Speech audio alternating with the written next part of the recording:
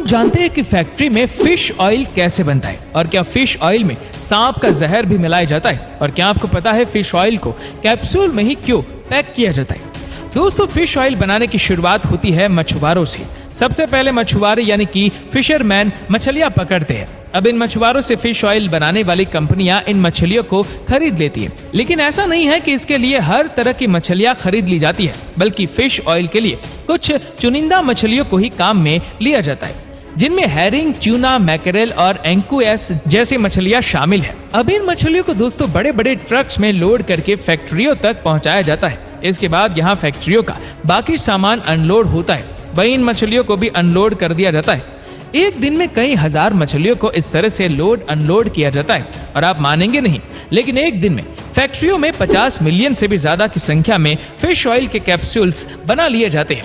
मछलियों को अनलोड करने के बाद में उन्हें अच्छे से वॉश किया जाता है। कम से कम 2 से 3 बार साफ पानी से वॉश करने के बाद इन मछलियों को 90 से 95 के टेम्परेचर पर 15 से 20 मिनट तक गर्म करने के लिए छोड़ दिया जाता है। उबलने के बाद सभी मछलियां पहले से ज्यादा सॉफ्ट हो जाती है और काफी हद तक उनकी स्मेल भी कम हो जाती है। इसके बाद इन मछलियों को ले जाया जाता है स्क्रू प्रेस मशीन की तरफ। ये मशीन अब इन मछलियों का कचुम्बर बनाने वाली है। मतलब मछलियों को इस मशीन में डाल दिया जाएगा, जो इन्हें पीस कर मलबे में तब्दील कर देगी। इससे होगा ये कि जब मशीन मछलियों पर दबाव बनाएगी तो उनका पानी जो है वो अलग हो जाएगा, और बचा कुछ आइटम जिसे एक तरह का केक कहा जाता है वह अलग हो जाएगा। पानी अलग दिशा में जाएगा, वहीं इस केक को एक गलत सेक्शन में निकाल दिया जाता है। यहाँ से दोस्तों इस केक को फैक्ट्री के ड्राई आउट सेक्शन में भेजा जाएगा। यहाँ कुछ स्पेशल मशीन के जरिए इसे लगभग 75 डिग्री पर सुखाकर एकदम बारीक पाउडर तैयार कर लिया जाता है। अब देखिए, जो सूखा पाउडर निकल के आया है उसे यहाँ से ट्रांसफर किया जाएगा ग्राइंडर्स की तरफ। ग्राइंडर्स इस चूरे को अपनी इच्छा अनुसार ग्राइंड करेंगे। इतनी गर्मी में गुजरने के बाद ये चूरा दोस्तों हद से ज्यादा गर्म हो जाता है। इसीलिए दोस्तों यहाँ से कुछ समय के लिए ठंडा होने के लिए छोड़ दिया जाता है, ताकि ऐसा ना हो कि आग उगलने लग जाए। फिर कुछ देर के बाद ही उस कंडीशन में आ जाता है कि अब इसे आगे की प्रोसेसिंग के लिए काम में लिया जा सकता है। इसीलिए ठंडा करने के बाद इस पाउडर को भेजा जाता है सेक्रेटेशन सेक्शन में। ये सेक्शन दोस्तों सबसे इंपॉर्टेंट रोल प्ले करता है, क्योंकि यहाँ इस पाउडर में से जरूरी और गैर जरूरी पार्टिकल्स को अलग अलग कर दिया जाता है। यहाँ से गैर जरूरी पार्टिकल्स को तो रवाना कर दिया जाता है, और जो जरूरी पार्टिकल्स होते हैं उनकी क्वालिटी को चेक किया जाता है कि वह यूज करने लायक तो है ना। इस क्वालिटी को दोस्तों ऐसा नहीं कि कोई भी चेक कर ले, बल्कि जैसे किसी कंपनी का भरोसेमंद मुनीम जी को नोट गिनने का जिम्मा दिया जाता है, वैसे ही दोस्तों यहाँ भी कंपनी के सबसे एक्सपीरियंस्ड बंदे को ये काम सौंपा जाता है, ताकि काम में किसी भी तरह की कोई भी कमी ना रह जाए। ऐसा देखिए इसलिए भी किया जाता है क्योंकि डॉक्टर लोगों को कई प्रॉब्लम्स में फिश ऑयल सजेस्ट करते हैं कि भाई आप फिश ऑयल का यूज कीजिए। अगर कोई भी कमी रह गई है तो सिर्फ कुछ चुनिंदा लोग ही नहीं बल्कि आम जन भी इससे बहुत हद तक प्रभावित होंगे। इसीलिए कमी चाहे बड़ी हो या फिर छोटी हो, उस कमी को दूर करने में ही मैन्युफैक्चरर कंपनीज भरोसा करती है। अब बात कर लेते हैं दोस्तों उस लिक्विड की जो पाउडर से पहले ही अलग कर लिया गया था कचुम्बर बनाते समय।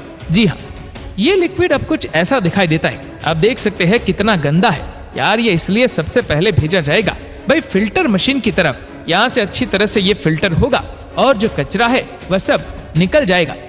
फिल्टर होने के बाद ये लिक्विड जाएगा एक गर्म टैंक की तरफ, उसके बाद बढ़ेगा सेंट्रीफ्यूज टैंक की तरफ। इस टैंक के जरिए दोस्तों लिक्विड में से प्रोटीन, वाटर और ऑयल को अलग अलग किया जाएगा।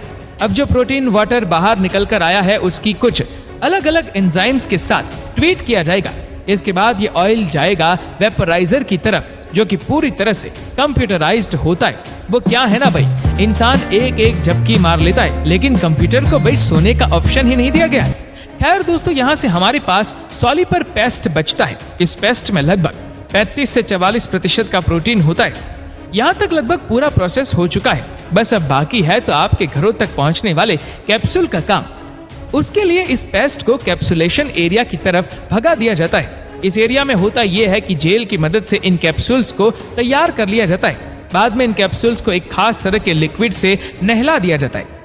दोस्तों, अपने शुरुआती दौर में ये कैप्सूल किसी बच्चे की तरह मासूम और सॉफ्ट होते, लेकिन बढ़ती उम्र के साथ साथ जैसे जैसे सख्त होते जाते हैं वैसे वैसे इन कैप्सूल से भी ऑयल की जो परत है वह हटती जाती है और ये भी हार्ड होते चले जाते हैं। इसके बाद दोस्तों इन कैप्सूल को सुखाने के लिए छोड़ दिया जाता है, वह भी अच्छी खासी टाइम के लिए।